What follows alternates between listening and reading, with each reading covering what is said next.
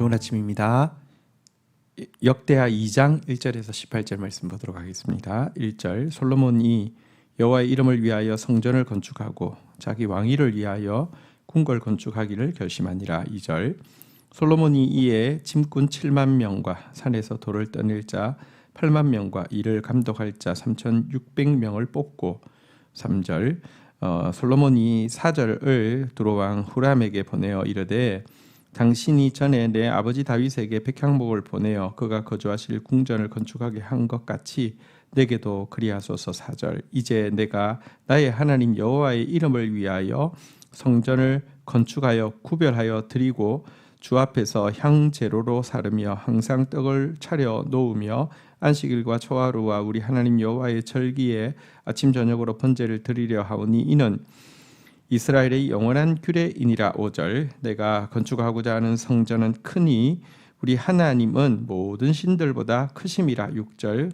누가 능히 하나님을 위하여 성전을 건축하리요 하늘과 하늘들의 하늘이라도 주를 용납하지 못하겠거든 내가 누구이기에 어찌 능히 그를 위하여 성전을 건축하리요 그 앞에서 분향하려 할 따름이니라.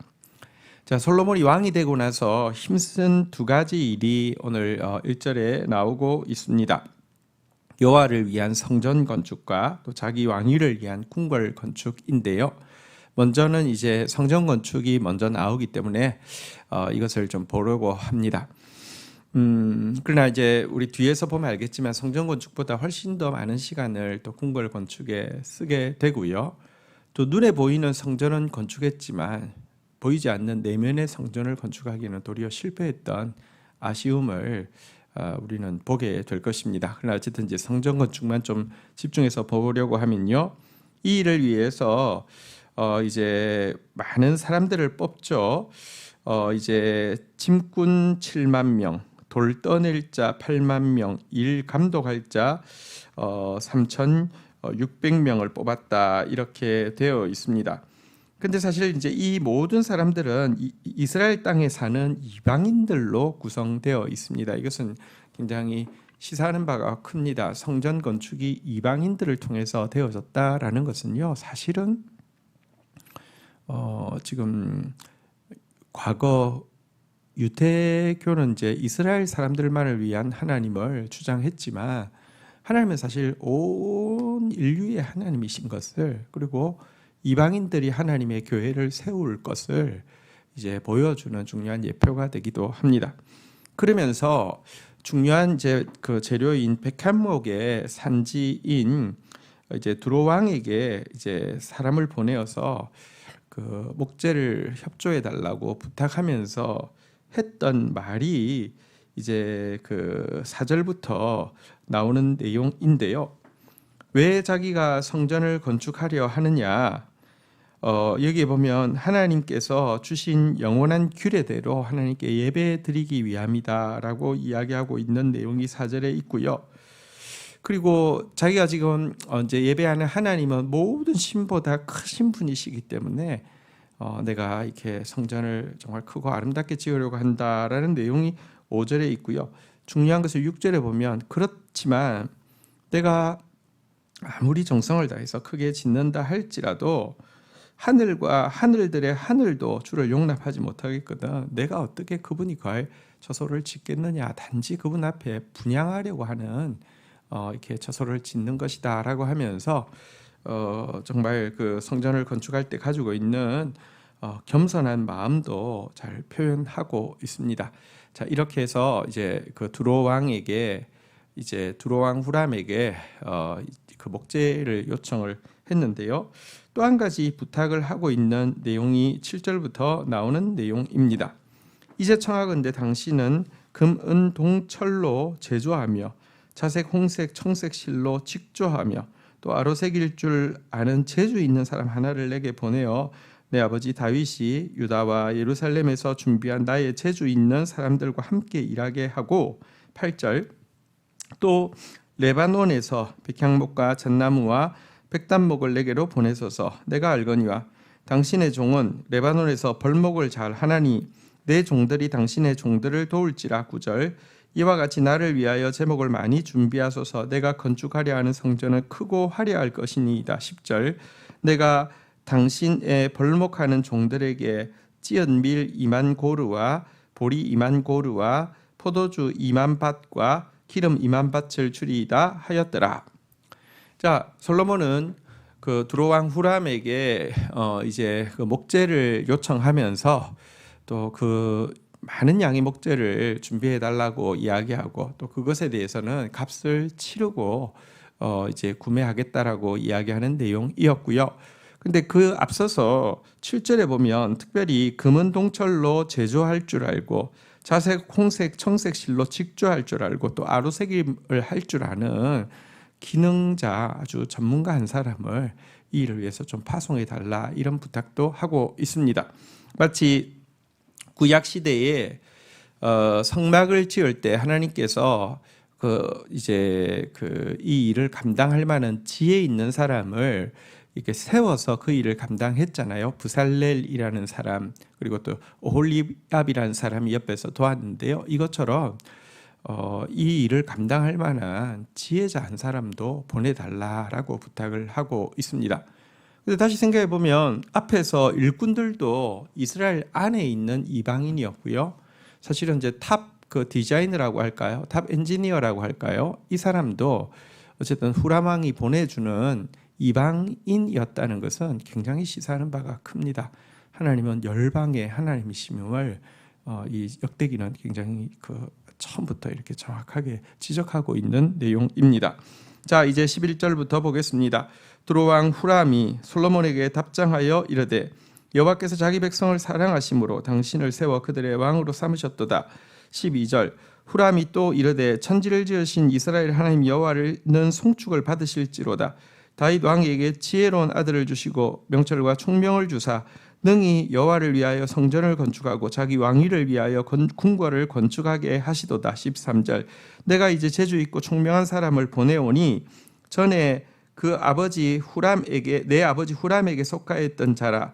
14절 이 사람은 단의 여자들 중 한 여인의 아들이요 그의 아버지는 두로 사람이라. 능히 금, 은, 동철과 돌과 나무와 자색, 청색, 홍색 실과 가는 배의 일을 잘하며 또 아로새기는 일에 익숙하고 모든 기묘한 양식에 능한 자이니 그에게 당신의 재주 있는 사람들과 당신의 아버지 내주 다윗의 재주 있는 사람들과 함께 일하게 하소서.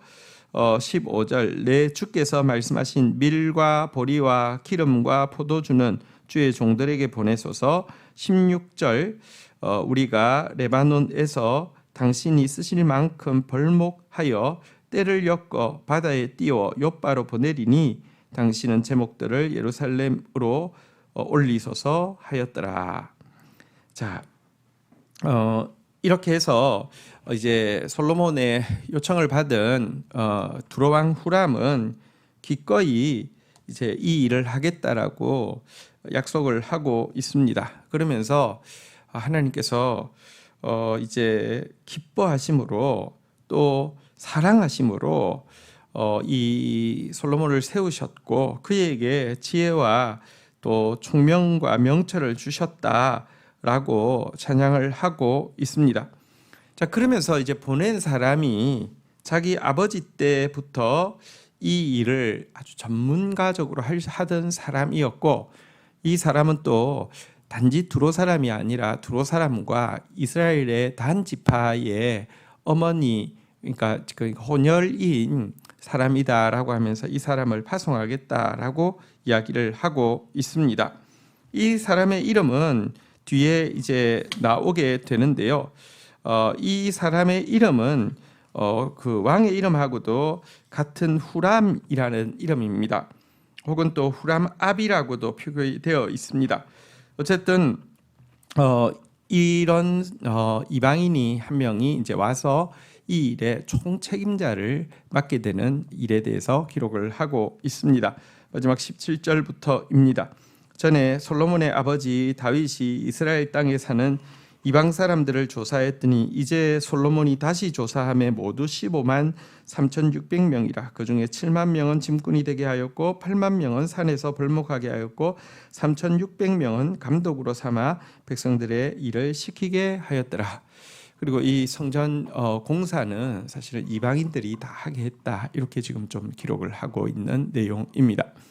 여기서 이제 좀 다시 정리를 하자면 이 솔로몬이 왕이 되어서 제일 처음에 마음을 둔 것이 이제 성전 건축이었다라는 것은 아름다운 일이죠. 그런데 외면의 성전보다 내면의 성전 건축하는 것을 하나님이 더 소중히 여기신다는 것을 잘 몰랐던 거, 아쉬운 일입니다. 그리고 이후에 그 왕궁 공사에 훨씬 더 많은 시간을 쓸 뿐 아니라 처음에는 자기 형제들을 압제하지 않기 위해서 또 이방인들이 또 하나님의 집을 짓는 이 일에 동참하게 하기 위해서 이방인들 위주로 했다고 하면, 뒤에는요 이방인들도 정당한 급여를 주는 것이 아니라 착취하고, 뿐만 아니라 자기 백성들까지 착취해서 왕궁을 짓는 이런 모습으로 변하게 되어진 거, 이거 참 사람이 얼마나 쉽게 악으로 변질되어질 수 있는가를 보여주는 씁쓸한 그 전조이기도 합니다. 한편 여기 이제 그 하나님께서 성전 공사를 이방인을 통해서 이제 하신다, 이 말은 하나님의 교회를 그 온 인류가 하나님의 교회를 세우게 될 것을, 신약 교회를 상징하는 것이라고 하면요. 재밌는 것은 여기 이제 후람 혹은 후람 압이라고 하는 이 그 이제 솔로몬의 요청에 의해서 두로 왕이 보냈던 이 사람은 이 그 이제 혹시 들어보셨습니까? 프리메이슨이라는 이렇게 뭐 조직이 있습니다. 프리메이슨이라는 것은 다 별것은 아닙니다. 중세 때 이제 다들 그 뭐랄까요, 그 이제 소왕국으로 나누어져 있어서 통행이 자유롭지 못했지만, 건축가인 그 석공인 메이슨이 이제 석공이라는 뜻이거든요. 실력 있는 그 메이슨은 어디든지 다 사람들이 요청하기 때문에 프리메이슨이라고 해서 이제 어디든지 요청받는 이런, 그러니까 말하자면 그 전문가로서 그 온 세계를 돌아다니는 전문가 뭐 이런 느낌입니다. 그걸 프리메이슨이라고 하죠. 그런데 이 프리메이슨이 마치 이제 어떤 특권 조직처럼 이제 자기들의 어떤 조직을 좀 가지고 있는 것 같고요. 그런데 여기에다 또 너무 지나치게 의미를 부여해서 마치 적그리스도의 어떤 조직처럼 또 프리메이슨 막 이렇게 또 띄우는 데도 있습니다. 별 상관이 없는 것 같습니다. 그냥 뭐랄까 전문가 그룹이고 아주 뭐랄까요 좀 특권층 그룹 뭐 이런 정도의 내용, 저희들 말로 하면 뭐 라이온스 클럽 뭐 이런 것보다 조금 더 상위 개념 아닌가, 이런 생각을 하고 있는데요. 어쨌거나 이 프리메이슨에서는 그들의 원조를, 여기 나온 후람 아비를 그들의 원조로 이제 생각하고 떠받들고 이런 약간 재미있는 일화도 있습니다. 그러나 다시 이야기합니다. 그거하고는 별 아무 상관이 없고요. 하나님의 교회를 온 인류가, 이방인들이 세운다, 이런 의미가 있습니다. 저는 성경에서 그러니까 성막을 지었던 지혜로운 자 브살렐도 있고요. 또 솔로몬 성전을 지었던 지혜로운 자 후람 아비도 있는데, 어떤 의미에서 우리가 하나님의 교회를 짓고 하나님의 나라를 세우는 사람으로서 내가 정말 또 브살렐 같은 사람이, 하나님의 지혜로운 사람이 되기를 원한다. 혹은 또 우리는 워낙 이방인이기 때문에 후람 아비 같은 그런 사람이 되기를 원한다. 이런 소원을 또 가지는 그런 인물이라고 생각합니다. 주신 말씀 붙잡고 기도하는 시간 가지도록 하겠습니다.